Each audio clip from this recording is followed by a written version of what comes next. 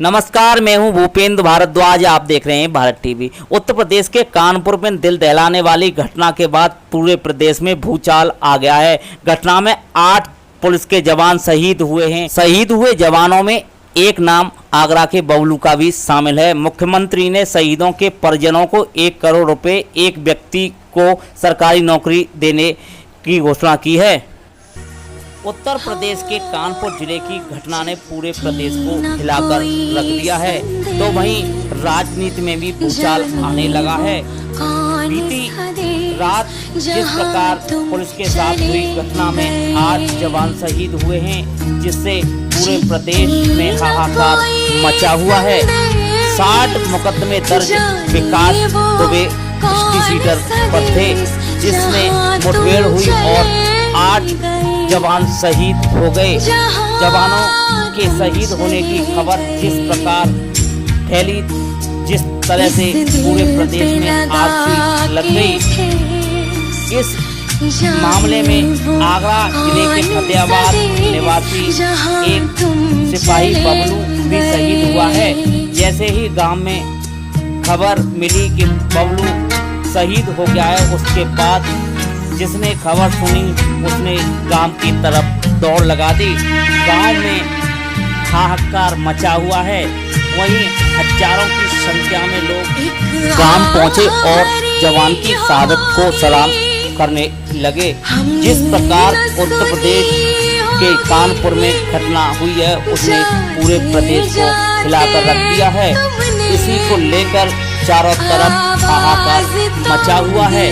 वहीं उत्तर प्रदेश के मुख्यमंत्री और डीजीपी ने संज्ञान लेते हुए पूरे मामले को गंभीरता से लिया है और अनेकों टीम लगाकर पूरे क्षेत्र में दबिश की जा रही है। मुठभेड़ के जवाब में अपराधियों में से 2 को मार गिराया है पुलिस ने, लेकिन मुख्य अपराधी अभी भी फरार बताया जा रहा है।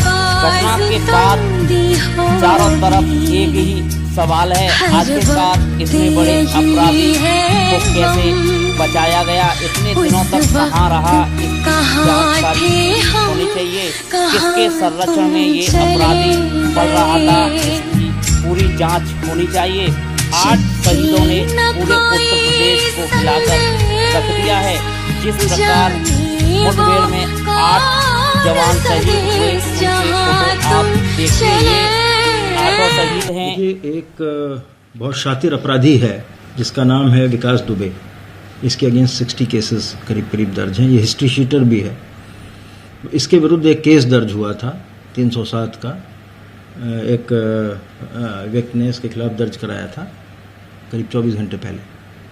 तो पुलिस पार्टी एक ऑपरेशन करने गई थी, क्योंकि ये बहुत शातिर अपराधी है और ये बराबर इस तरह का काम कर रहा था, तो उसको रेड करके पकड़ने के लिए हमारी पार्टी गई थी वहाँ पर। और इन लोगों ने वहाँ पर जेसीबी लगा दिया अपने गांव में, जहाँ पे पार्टी जा रही थी, जिस कारण गाड़ी वगैरह ऑब्स्ट्रक्ट हुई हमारी। और जब फोर्स उतरा तब इन्होंने फायरिंग की और हम लोगों ने उसमें जवाबी फायरिंग भी की। लेकिन चूँकि ये हाइट पर खड़े हुए थे लोग शायद अंधेरे में, तो इस वजह से जवाबी फायरिंग में इनके हमारे आदमियों पे गोलियां लगी हैं, जिसमें 8 आदमी शहीद हुए हैं, जिसमें हमारे लोकल सीओ साहब भी हैं और उनके साथ 3 सब इंस्पेक्टर्स और अन्य 4 कांस्टेबल्स हैं जिनको वीरगति प्राप्त हुई। और इसके अलावा करीब 7 आदमी हमारे घायल भी हुए हैं और वो ऑपरेशन अभी भी जारी हैं, क्योंकि ये लोग भाग गए हैं अंधेरे का फ़ायदा उठा करके।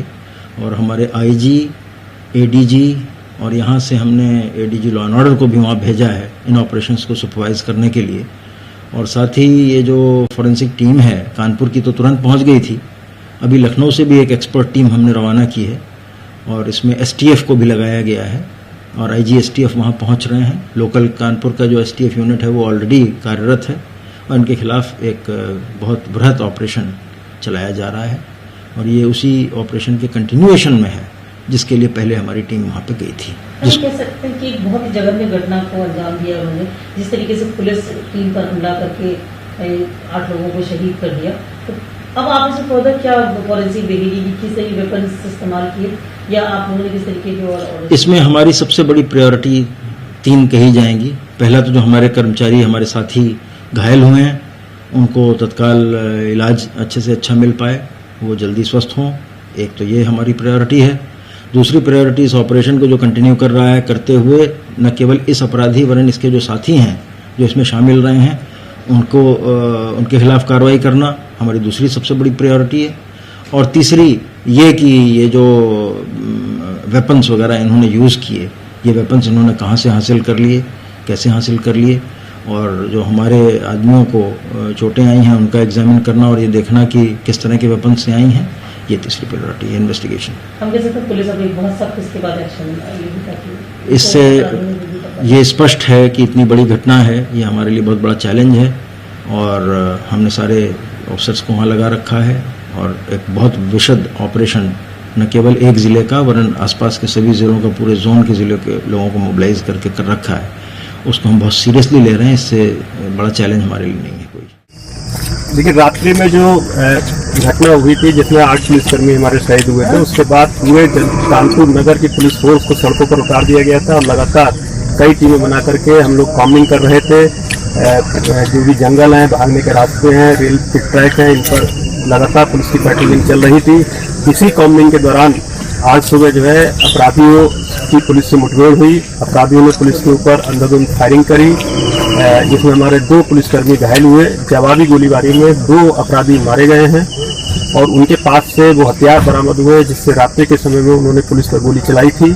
और एक पिस्टल जो हमारे पुलिसकर्मी के लिए लूट ली थी, वो भी इन अपराधियों से बरामद हुई है।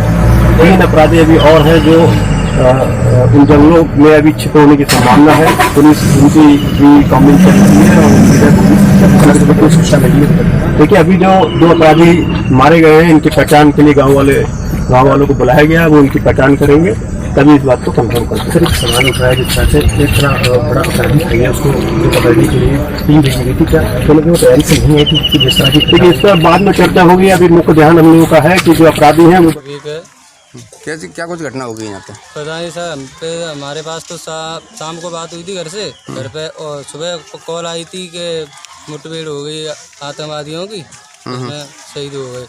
अच्छा, कैसा स्वभाव था? यहाँ पे आते थे कभी? अच्छा स्वभाव था, हमारे पास आते थे, तभी बोलते थे कि पढ़ने जाते हैं कि नहीं जाते, सभी बच्चों से मिल के जाते थे, साथ ही में खेलते हैं। अच्छा स्वभाव था उनका। अच्छा, सबको बताते हैं पुलिस में भर्ती हो जाओ। हाँ, बच्चों पढ़ो, घटना से दुख है। हाँ, हम जैसा ही बनूँ, इस चीज़ का हमें बहुत बड़ा दुख है। मेरा नाम अवतार सिंह है। अच्छा, क्या कुछ घटना हुई है यहाँ पे आज? यहाँ पर लड़का था, पुलिस में लगा हुआ था, जो कानपुर थाने में मारा गया। अच्छा, कैसा कुछ स्वभाव था? क्या आते हैं मिलते होंगे सबसे? अरे लड़का इतना बढ़िया था और बच्चों से भी बात करता था, अच्छे दाम बैठता, उसकी अच्छा था स्वभाव में। शुरुआत से पढ़ाई लिखाई में कैसे रहे होंगे? बहुत होशियार हो, जब तो उस नंबर में मेरिट के अनुसार उसकी भर्ती हुई। अच्छा, कब भर्ती हुआ था? 18 दिसंबर में। एक साथ 8 शहीदों को तिरंगे में लिपटा देख सभी के आंखों में आंसू आने लगे। जमीन खिसक रही थी, लेकिन किसी के आगे अंधेरा छाया हुआ था। कोई कुछ बोलने को तैयार नहीं था। उत्तर प्रदेश के मुख्यमंत्री योगी आदित्यनाथ ने पहुंचकर शहीदों को श्रद्धांजलि दी। उसके बाद मुख्यमंत्री ने घोषणा की है कि शहीद के परिवार को 1 करोड़ रुपए की सहायता राशि और एक को सरकारी नौकरी दी जाएगी। वहीं आश्रितों को पेंशन भी मिलेगी। मुख्यमंत्री ने शहीदों को श्रद्धांजलि देते हुए कहा कि शहादत की कोई कीमत नहीं होती। जिस प्रकार घटना हुई है उसका सभी को खेद है। अपराधियों को छोड़ा नहीं जाएगा। जल्द से जल्द अपराधियों का खात्मा इस प्रदेश से कर दिया जाएगा। लेकिन राजनीति में भी भूचाल आने लगा है।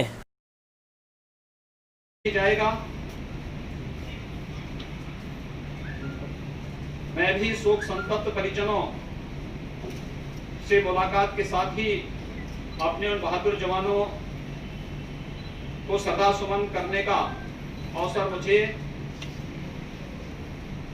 और मेरे सहयोगी उप मुख्यमंत्री श्री केशव प्रसाद मौर्य जी को और अन्य सहयोगी मंत्रियों को, जनप्रतिनिधियों को प्राप्त हुआ है। मैंने परिजनों को भी इस बात के लिए आश्वस्त किया है कि हम लोग इस दुख की घड़ी में उनके साथ में हैं। जवानों ने जिस मजबूती के साथ अपनी जिम्मेदारियों का निर्वहन किया है, उसके लिए उनके कर्तव्यों के प्रति हम सब की विनम्र श्रद्धांजलि है। उत्तर प्रदेश सरकार अपने इन सभी शहीद हुए जवानों के परिवार वालों को यद्यपि शहादत की कोई कीमत नहीं होती, लेकिन उन परिवार वालों के साथ में पूरी मजबूती के साथ खड़ी है। उन सभी परिवार के सदस्यों में प्रत्येक पीड़ित परिवार, जितने भी हमारे जवान शहीद हुए हैं, उनके परिवार के सदस्य को शासकीय सेवा में लेने के साथ ही असाधारण पेंशन भी उन सभी परिवार वालों को सरकार उपलब्ध कराएगी। इसके साथ ही आर्थिक सहायता के रूप में भी 1 करोड़ रुपए प्रत्येक शहीद के परिवार को अतिरिक्त सरकार की ओर से उन्हें उपलब्ध कराया जाएगा। मैं फिर इस बात के लिए आश्वस्त करता हूं कि जिन भी लोगों ने इस घटना को अंजाम दिया है, कानून के दायरे में लाकर